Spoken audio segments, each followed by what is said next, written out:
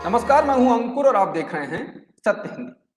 सत्य हिंदी के news bulletins को आपका लगातार प्यार मिल रहा है, भरपूर प्यार मिल रहा है, इसके लिए आपका बहुत शुक्रिया। और इसी के साथ अगर आप सत्य हिंदी के ऐप को भी डाउनलोड कर लेंगे तो आपको सत्य हिंदी के सारे कार्यक्रम, सारी खबरें एक जगह पर मिल जाएंगी और आपको ज़्यादा इधर से उधर जाने की ज़रूरत नहीं पड़ेगी। तो अब देख लेते हैं अब तक की खबर। बीजेपी की निलंबित नेता नूपुर शर्मा को लेकर सुप्रीम कोर्ट के 2 जजों द्वारा की गई टिप्पणियों की पूर्व जजों, पूर्व नौकरशाहों और सेना के पूर्व अफसरों ने आलोचना की है। बता दें कि जस्टिस सूर्यकांत और जस्टिस पारदीवाला की बेंच ने नूपुर शर्मा को कड़ी फटकार लगाई थी और उनसे टीवी पर जाकर देश से माफ़ी मांगने के लिए भी कहा था। बहरहाल 15 पूर्व जजों, 17 पूर्व नौकरशाहों और सेना में रहे 25 रिटायर्ड अफसरों ने एक पत्र लिखा है। पत्र में उन्होंने कहा है कि जस्टिस सूर्यकांत और जस्टिस पारदीवाला की बेंच की टिप्पणियां दुर्भाग्यपूर्ण हैं और ये न्यायिक नियमों और मर्यादाओं के मुताबिक नहीं। पत्र में कहा गया है कि जजों के द्वारा की गई टिप्पणियों का नूपुर शर्मा की ओर से दायर याचिका से कोई संबंध नहीं था। पत्र में कहा गया कि सुप्रीम कोर्ट का इस तरह का दृष्टिकोण प्रशंसा के लायक नहीं है और ये सर्वोच्च न्यायालय की पवित्रता और इसके सम्मान पर असर डालता है। साथ ही न्याय देने के सभी सिद्धांतों का भी उल्लंघन करता है। बता दें कि नूपुर शर्मा पर की गई टिप्पणियों के बाद सोशल मीडिया पर भी सुप्रीम कोर्ट के जजों के खिलाफ अभियान चलाया गया है और इसमें सर्वोच्च न्यायालय को लेकर अपमानजनक बातें कही गई हैं। इसके बाद जस्टिस पारदीवाला ने कहा था कि न्यायाधीशों पर व्यक्तिगत हमले एक खतरनाक स्थिति है। उन्होंने सोशल मीडिया के रेगुलेशन की भी बात कही थी। एंटी करप्शन ब्यूरो यानी कि एसीबी के खिलाफ टिप्पणियां करने के बाद कर्नाटक हाईकोर्ट के जज एचपी संदेश को तबादला किए जाने की धमकी मिली है। जस्टिस संदेश ने कहा कि वो इस तरह की धमकियों से नहीं डरते।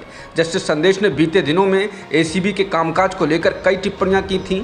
ये टिप्पणियां बेंगलुरु शहर के उपायुक्त के दफ्तर में कार्यरत एक उप तहसीलदार पीएस महेश की जमानत याचिका पर सुनवाई के दौरान की गई थी।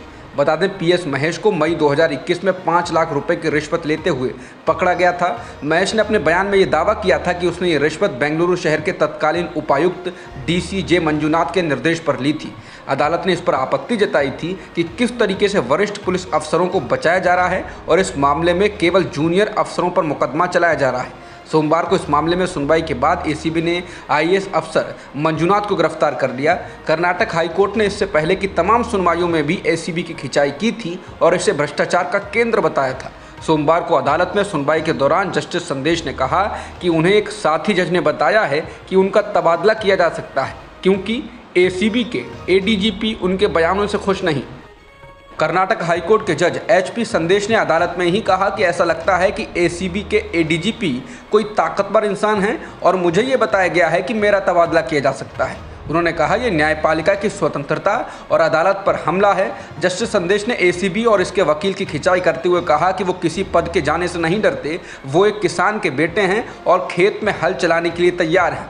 उन्होंने ये भी कहा कि वो किसी राजनीतिक दल या किसी विचारधारा से नहीं बल्कि संविधान से संबंध रखते हैं। जस्टिस संदेश ने कहा कि उन्होंने जज बनने के बाद किसी तरह की संपत्ति जमा नहीं की है बल्कि अपने पिता की 4 एकड़ ज़मीन बेच चुके हैं।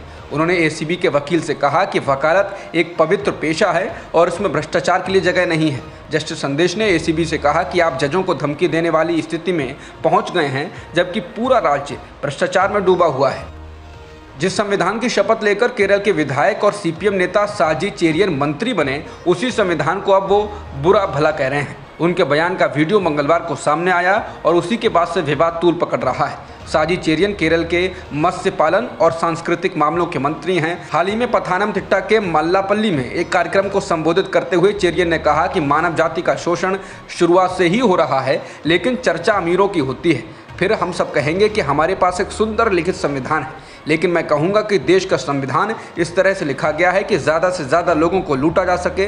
मंत्री ने कहा कि अंग्रेज़ों ने जिसे तैयार किया वही संविधान भारतीयों ने लिख दिया है। पिछले 75 वर्षों से यह लागू है। मेरा कहना है ये देश की जनता को लूटने के लिए एक सुंदर संविधान है। हालांकि संविधान में लोकतंत्र और धर्मनिरपेक्षता जैसी कुछ अच्छी चीज़ों के निशान हैं, लेकिन इसका उद्देश्य आम आदमी का शोषण करना है। केरल के मंत्री साजी चेरियन ने संविधान पर निशाना साधते हुए कहा कि भारत एक ऐसा देश है जहां श्रमिकों के आंदोलन को मान्यता नहीं दी जाती है। इसका कारण संविधान है जो श्रमिकों के शोषण को स्वीकार करता है। उन्होंने देश में अडानी और अंबानी के विकास की ओर इशारा करते हुए कहा कि अडानी अंबानी संविधान द्वारा संरक्षित हैं। हम में से कितने लोग उनके खिलाफ आंदोलन कर सकते हैं? इस बात पर जोर देते हुए कि भारत में श्रमिकों के अधिकारों की रक्षा नहीं की जाती। चेरियन ने कहा कि अब जब केरल में पहली कम्युनिस्ट सरकार 1957 में सत्ता में आई तो उसका पहला निर्णय श्रम कानूनों को लागू करना था, उसने किया। दूसरी तरफ संविधान ने शोषण की निंदा की है, लेकिन कम वेतन वाले श्रमिकों की कीमत पर देश में करोड़पति शक्तिशाली बनकर उभरे हैं। श्रमिकों को मजदूरी से वंचित किया जाता है और उनका शोषण किया जाता है। उन्होंने कहा कि लाभ श्रमिकों की कड़ी मेहनत का परिणाम है। मजदूरों को 8 घंटे की ड्यूटी के बजाय 18 से 20 घंटे तक मेहनत करनी पड़ती है। क्या संविधान उन्हें किसी सुरक्षा की गारंटी देता है? ईडी ने समाजवादी पार्टी के नेता आजम खान की पत्नी और बेटे को उनके खिलाफ चल रहे मनी लॉन्ड्रिंग मामले में पूछताछ के लिए तलब किया है। अधिकारियों ने ये जानकारी दी। 73 वर्षीय खान रामपुर सीट से सपा के विधायक भी हैं। उनके बेटे अब्दुल्ला आजम खान यूपी विधानसभा में स्वार विधानसभा सीट से विधायक और पत्नी तजीन फातिमा को इस सप्ताह लखनऊ में ईडी के क्षेत्रीय कार्यालय के समक्ष अलग से पेश होने के लिए कहा गया है। एजेंसी आपराधिक धाराओं के तहत उनके बयान दर्ज कराना चाहती है। ईडी ने कहा कि आजम खान के खिलाफ चल रहे मामले में धन शोधन निवारण अधिनियम की जांच की जा रही है। आजम खान को सीतापुर जेल में बंद करने के मामले में एजेंसी ने उनसे पूछताछ की है। फिलहाल वो जमानत पर बाहर हैं। कथित जालसाजी मामले में सुप्रीम कोर्ट द्वारा उन्हें अंतरिम जमानत देने के 27 महीने बाद मई में उन्हें जेल से रिहा किया गया था। छत्तीसगढ़ की पुलिस मंगलवार को जी न्यूज़ के एंकर रोहित रंजन को गिरफ्तार करने गाजियाबाद पहुंची। रोहित रंजन को हिरासत में लिए जाने के दौरान छत्तीसगढ़ पुलिस और उत्तर प्रदेश की गाजियाबाद पुलिस के बीच काफ़ी नोकझोंक हुई। इस दौरान वहां पर बड़ी संख्या में लोगों का जमावड़ा लग गया। इसके बाद रोहित रंजन को यूपी पुलिस ने हिरासत में ले लिया। गाजियाबाद पुलिस ने कहा कि मामला स्थानीय पुलिस के संज्ञान में है। इंदिरापुरम पुलिस मौके पर है, नियमानुसार कार्रवाई की जाएगी। मतलब एंकर रोहित रंजन को यूपी पुलिस ने छत्तीसगढ़ पुलिस को हिरासत में नहीं लेने दिया। इससे पहले तो रोहित रंजन ने मंगलवार सुबह एक ट्वीट कर इस बात की जानकारी दी कि छत्तीसगढ़ पुलिस बिना लोकल पुलिस को जानकारी दिए उन्हें गिरफ्तार करने के लिए उनके घर के बाहर खड़ी है। क्या यह कानूनन सही है? उन्होंने इस ट्वीट में उत्तर प्रदेश के मुख्यमंत्री योगी आदित्यनाथ, एसएसपी गाजियाबाद और एडीजी जोन लखनऊ को भी टैग किया। इस पर रायपुर पुलिस ने उन्हें ट्विटर पर जवाब दिया कि सूचित करने के लिए ऐसा कोई नियम नहीं है, फिर भी अब उन्हें सूचित किया जा चुका है।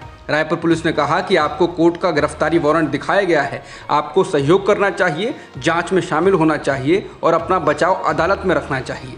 बता दें, जी न्यूज़ के एंकर रोहित रंजन के कुछ दिन पहले राहुल गांधी के केरल के वायनाड में उनके दफ्तर की तोड़फोड़ को लेकर दिए गए बयान को उदयपुर हत्याकांड का बताकर प्रसारित किया गया, जिसमें राहुल गांधी ने उनके दफ्तर में तोड़फोड़ करने वालों को बच्चा बताया था और उनके प्रति कोई नाराजगी ना होने की बात कहते हुए माफ़ करने की बात कही थी।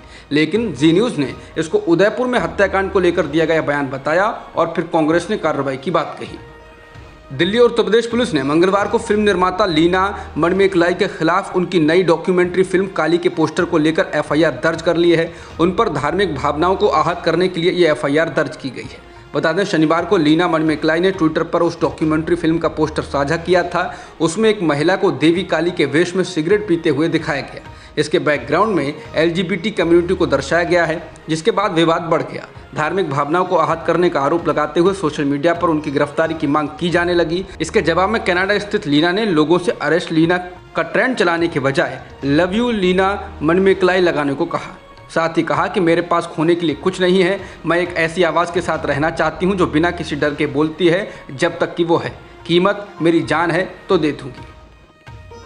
कनाडा में इंडियन हाई कमीशन ने सोमवार को फिल्म निर्माता लीना द्वारा धूम्रपान करते हुए काली देवी के पोस्टर पर बयान जारी किया और कनाडा के अधिकारियों और कार्यक्रम के आयोजकों से ऐसी सभी उत्तेजक सामग्री को हटाने का आग्रह किया। एक बयान में हाई कमीशन ने कहा कि उन्हें कनाडा में हिंदू समुदाय के नेताओं से आगा खान म्यूजियम में अंडर द टेंट प्रोजेक्ट के हिस्से के रूप में दिखाई जाने वाली एक फिल्म के पोस्टर पर हिंदू देवी देवताओं के अपमानजनक चित्रण के बारे में शिकायतें मिली हैं। बयान में कहा गया है कि टोरंटो में कार्यक्रम के आयोजकों को इन चिंताओं से अवगत कराया गया है। बयान में कहा गया है कि हमें यह भी बताया गया है कि कई हिंदू समूहों ने कार्रवाई के लिए कनाडा में अधिकारियों से संपर्क किया है। हम कनाडा के अधिकारियों और कार्यक्रम के आयोजकों से ऐसे सभी भड़काऊ सामग्री को वापस लेने का आग्रह करते हैं। उत्तर प्रदेश के संभल में तालिब हुसैन नाम के शख्स को हिंदू देवी देवताओं की तस्वीर वाले अखबार में चिकन बेचने और पुलिस टीम पर हमला करने के आरोप में गिरफ्तार कर लिया गया। समाचार एजेंसी पीटीआई के मुताबिक मामला रविवार का है, जब कुछ लोगों ने तालिब हुसैन को लेकर शिकायत की कि वो अपनी दुकान पर हिंदू देवी देवताओं की तस्वीर छपे अखबार में चिकन लपेटकर बेच रहे हैं। लोगों ने आरोप लगाया कि इससे उनकी भावनाएं आहत हुई हैं और पुलिस में शिकायत की। इसके बाद पुलिस ने अपनी एफआईआर में इस बात का भी जिक्र किया है कि जब पुलिस टीम दुकान पर पहुंची तो तालिब हुसैन ने कथित तौर पर उन पर हत्या के इरादे से चाकू से हमला किया। भारत के लिए अर्थव्यवस्था के स्तर पर एक और बुरी खबर है। भारत का जून में व्यापार घाटा बढ़कर रिकॉर्ड 25.63 बिलियन डॉलर हो गया है। व्यापार घाटा का मतलब है कि भारत बाहर से जितना आयात कर रहा है उसके मुकाबले दूसरे देश भारत से खरीदारी कम कर रहे हैं। वाणिज्य और उद्योग मंत्रालय द्वारा सोमवार को जारी व्यापार आंकड़ों से पता चलता है कि जून में समाप्त होने वाले चालू वित्त वर्ष की पहली तिमाही में व्यापार घाटा एक साल पहले के मुकाबले 31.42 अरब डॉलर से दोगुना होकर 70.25 अरब डॉलर हो गया है, जबकि जून महीने में भारत का मर्चेंडाइज व्यापार घाटा बढ़कर 25.63 अरब डॉलर हो चुका है। जून महीने में भारत का आयात 51% बढ़कर 63.6 अरब डॉलर हो गया।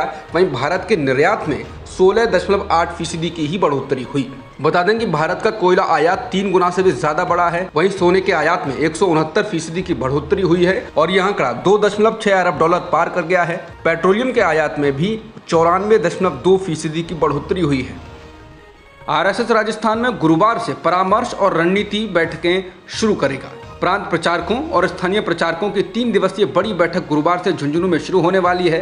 संघ प्रमुख मोहन भागवत बैठक से पहले शनिवार राजस्थान पहुंच गए हैं। संघ की ये बैठक ऐसे समय में हो रही है जब राजस्थान में विधानसभा चुनाव निकट होने वाला है। ये बैठक उदयपुर की घटना के संदर्भ में भी महत्वपूर्ण है। आरएसएस नेताओं का कहना है ये एक नियमित बैठक है जो हर साल आयोजित की जाती है। उदयपुर में दर्जी कन्हैयालाल की हत्या के बाद राज्य में अभी भी तनाव है। जिन पर हत्या का आरोप है उनके संबंध पाकिस्तान की आतंकी संस्था से भी कथित तौर पर पाए गए हैं। हालांकि एक आरोपी की फोटो और संबंध बीजेपी नेताओं के साथ भी पाए गए हैं, लेकिन राजस्थान बीजेपी ने इसका खंडन किया। जम्मू कश्मीर में विधानसभा चुनाव की आहट शुरू हो चुकी है और गुपकार गठबंधन ने कहा कि वह विधानसभा चुनाव मिलकर लड़ेगा। माना जा रहा है कि इस साल के अंत या अगले साल की शुरुआत में जम्मू कश्मीर में विधानसभा के चुनाव हो सकते हैं। विधानसभा चुनाव साथ मिलकर लड़ने का यह फैसला पूर्व मुख्यमंत्री और गुपकार गठबंधन के अध्यक्ष फारूक अब्दुल्ला और गठबंधन की उपाध्यक्ष महबूबा मुफ्ती ने दिया है। हालांकि इससे पहले भी उमर अब्दुल्ला और महबूबा मुफ्ती ने संकेत दिए थे कि गठबंधन में शामिल दल मिलकर चुनाव लड़ सकते हैं और अब इस पर मोहर लग गई है। इससे पहले इन दलों ने डीडीसी का चुनाव भी मिलकर लड़ा था। अब तक की खबरों में इतना ही। बाकी खबरों के लिए आप बने रह सकते हैं सत्यहिंदी.com के साथ।